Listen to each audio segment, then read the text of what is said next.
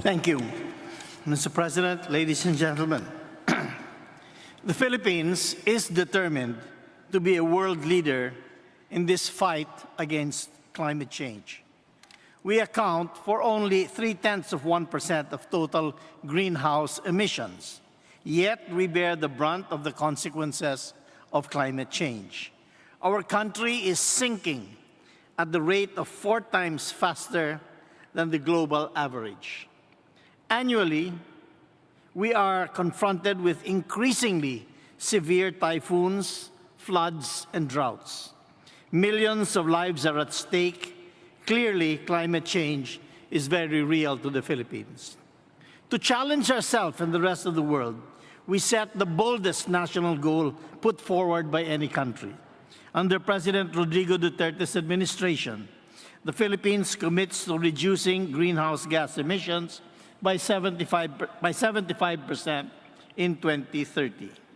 We are moving ahead with urgency to fulfill our ambitious target.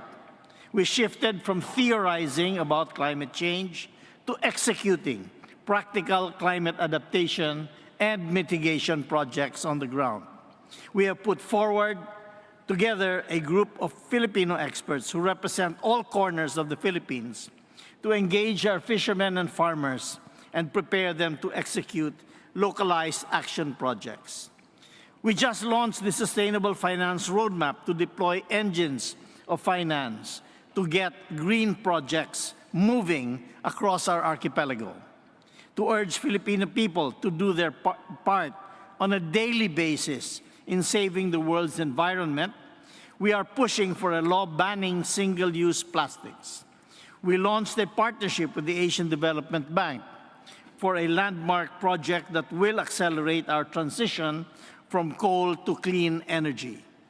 This comes after President Duterte declared a moratorium on new coal plants a year ago. These are concrete actions to demonstrate to the world how a developing and climate vulnerable country like the Philippines can lead in the fight to save our planet. This also shows our commitment not to merely empty or half-baked promises, but are supported by actionable projects on the ground. We have very high expectations for COP26 to become not just merely an annual platform for discussion, but a catalyst for concrete action plans. It is time to do some actual work on the ground and build a framework for climate justice.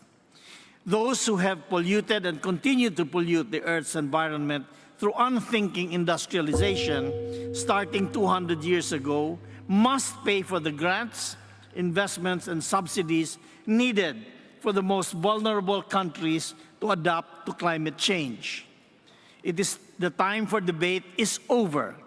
It is time to finally begin acting on the fulfillment of our commitments and obligations to humanity. Thank you.